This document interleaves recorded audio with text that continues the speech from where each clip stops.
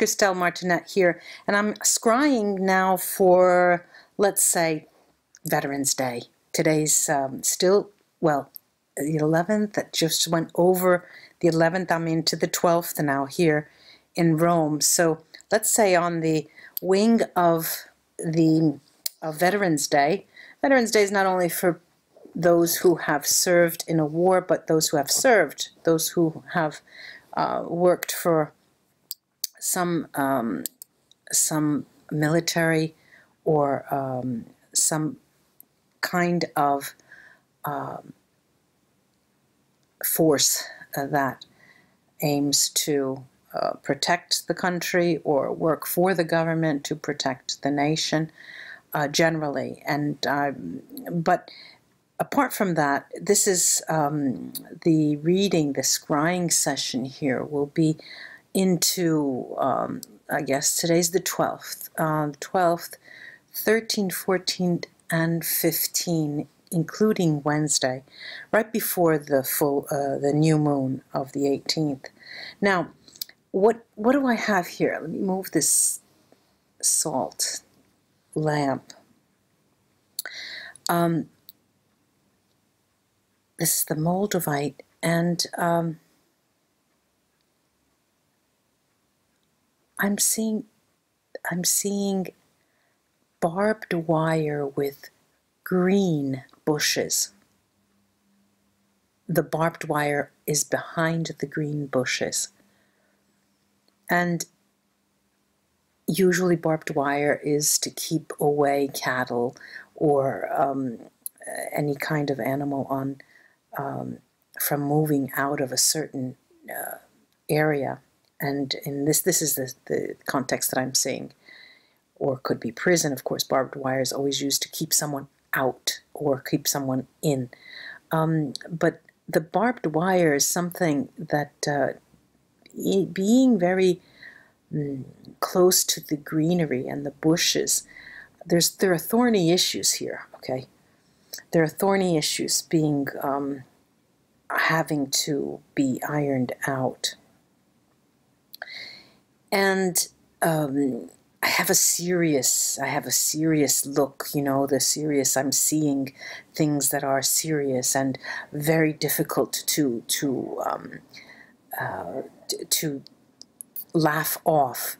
And why I'm seeing that is a mystery to me. But let me just put this down, and I have a phantom in this crystal quartz, and it's calling out. You know how the crystals do. They always call you when they want to say something or communicate something. And there's a shattered heart. Okay, this is what it is. There's a shattered heart, and not only the heart is shattered, it seems like a memory. Just a second.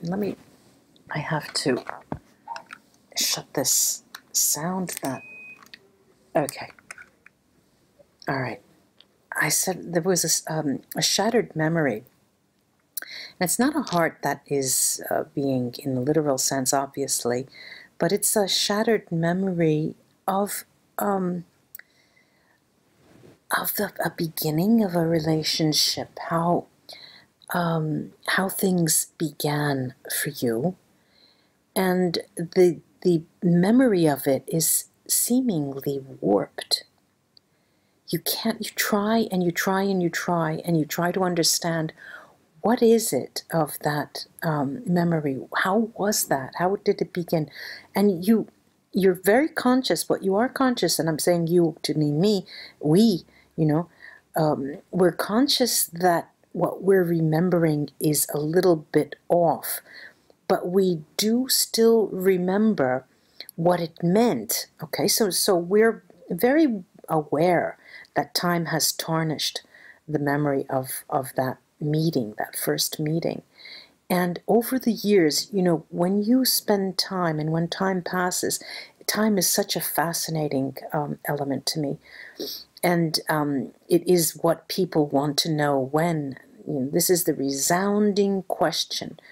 When will it happen? What what is going to happen when, but the what they almost even know, more often than not, people want to really understand what it is that's going to happen. But of course, that's easily said. I'm saying that ironically, but the big question is when. When is it going to happen? Will I still be around, Now, the shattered memory is unfortunately something that gives us cause for concern, because once again it makes us believe that perhaps we weren't there 100%. We didn't do our part. There was something that you missed, that was said, and my goodness, I may have not even heard it properly. And this causes a bit of concern these days, because you start to think, we start to think that perhaps things aren't as we experience them in the moment, So there's this delay, the idea of experiencing things in the moment, but then wanting to have sort of an out-of-body experience so you can see it from another angle, get it from another angle. Last time I scryed, I had the this beautiful, beautiful stone, and it was at the end, and I'm so sorry that, I have a necklace on that is the exact same. Labradorite. The pools, I remember the water, the deep sea water. Now, here is a communication of finance. There are messages that are coming through with dollar signs and coins all over them, and the messages are having to do with, I'm hearing, don't worry about the money, don't worry about the money, don't worry about the money. But it's not, it has a twofold take to it. It's not only not worrying that it's not coming in, but don't worry about administering it as well. So it doesn't have a quantity quality to this. It has a just that not worrying. Just leave. Don't keep your energy thinking about that. Right. So that's one of the things. And I'm trying to see if this is linked to the shattered memory. And yeah, I have to say that it is quite linked to the shattered memory at that time. It was shattered because at that time there were issues with something of economic value, payments, some inheritance, something that was always taking up our time and energy. But I'm seeing such an open sky, in the sense that the possibilities are endless. We have here a choice of so many options that it's almost unbelievable. It's hard to believe that we could, any moment, change our lives completely by making one decision, turning a dial, opening a door. And it depends on the door that you ultimately decide to open, how your future develops. And we know that. I mean, probably a lot of us just forget about that. And so many, and most of the people who come to me, I have to admit, and I don't say this, I'm a very fast-changing person, but it's hard for me to conceive of someone staying in a situation that is making them so unhappy. And however, people have great difficulty in changing, and this is what I try to work with, the subtle movements, the subtle changes that you can make that will make a world of difference in your current situation. But even the difficulty that I'm seeing here is at the level of mind, and I'm talking about this, today, tomorrow, the 12th, 11, 12, it will be the 11, 12, 13, 14, and 15. This is about trying to see how our mind can stretch, because we're going into a period, the new moon is going to give us such, put us in a situation that will make us forcibly want to change. But this is the period leading up to that. And what I'm seeing is that try as we may, try as we might, it is as if so many people are holding on for dear life. And it's going to work against us, that this obstructing change is going to work against us. How does that emerge? How does that play out? Usually, from my side here, I can see the reflection of these beautiful feldstars. I don't know if you can see that. Here you go, you can see it. But how that happens usually is illnesses. When you do not favor change, when you do not accept and move on and change because the universe is asking, it's nudging us to. That's when those tower situations come, and they may play out in terms of health, big serious changes, when they are not just simply a matter of old age, when or congenital diseases or things like that. But there is a line that we fall into. Okay, we fall into a lineage. And the lineage of time is so fascinating to see.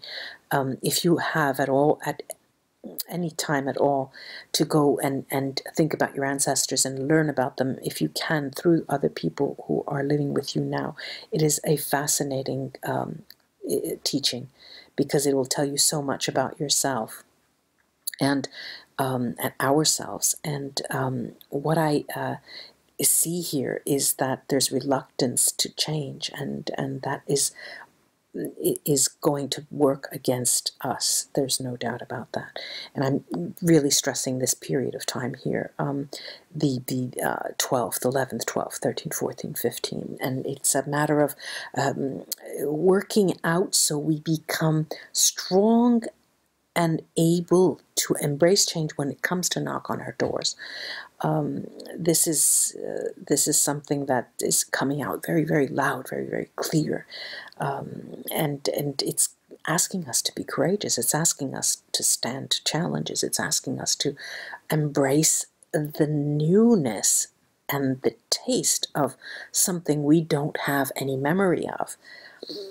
And if I can, add to that, I started out with a shattered memory, and memories become so clear when you experience such earth-shaking changes. You'll never forget something that marked your life so much. And this is one way to keep that memory alive, to keep any memory alive. Now, this stone, this labradorite, is just one of the, in this angle especially, in, well, maybe it is tonight, maybe it's just woken up, or it's just been, there is an area in our heart, I could say heart, I could use it as a metaphor, in our very nature, in our soul, all right? Now that's what I want to say. There's an area in our soul that cries out for us to listen to, and there's sort of two levels here. There's the soul, and the soul is what should be coming out of our mouth, the desire of the soul, but it doesn't. There's always this stifling activity that our rationality sort of steps in and takes over. But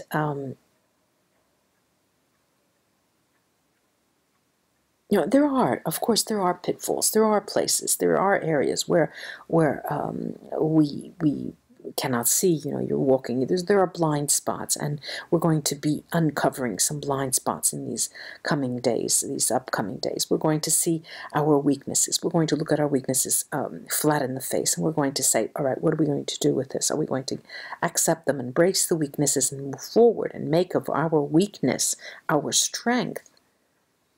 And that is the key, learning from our weaknesses. When you, I could remember when I was a little girl, the first time I ever went on skis, and I took lessons. And the very first thing that the ski instructor taught us what to do was how to get up from a fall. Now, that talks about our weaknesses, but it doesn't say that it ends with that. Our weaknesses are the only thing, really, that distinguish us as our strengths, but our weaknesses are something to learn about and something to use in a positive, always trying to use it as a positive way, in a positive way, to then defeat the traps and defeat those pitfalls that that we ourselves create for ourselves. And here there's so many examples, you know, that we could say. But I'm sure if you listen to the video again, you can pick out the example yourselves. You can realize in your own experience what that may mean for you. And